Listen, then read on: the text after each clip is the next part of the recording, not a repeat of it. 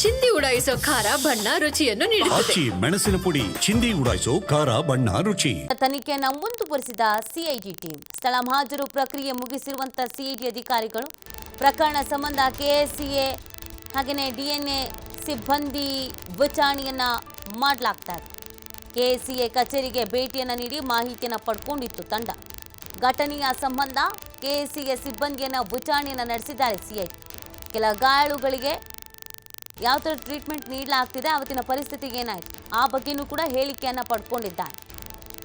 ಇಂದು 4 ಆರೋಪಿಗಳನ್ನು ಕಸ್ಟಡಿಗೆ ಪಡೆಯುವಂಥ ಸಾಧ್ಯತೆ ಇದೆ. ಬಾಡಿ ವಾರೆಂಟ್ ಮೇಲೆ ಕಸ್ಟಡಿಗೆ ಪಡೆಯುವಂಥ ಸಾಧ್ಯತೆ ಇದೆ.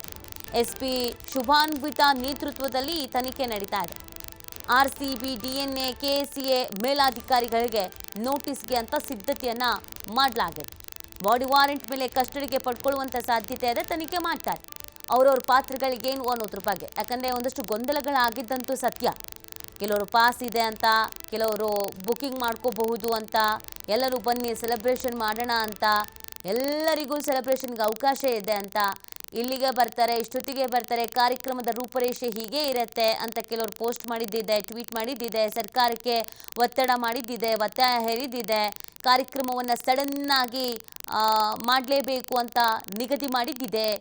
ಇದೆಲ್ಲವೂ ಕೂಡ ಅವಾಂತರಗಳಿಗೆ ಕಾರಣ ಆಗಿದ್ದಂತೂ ಹೌದು.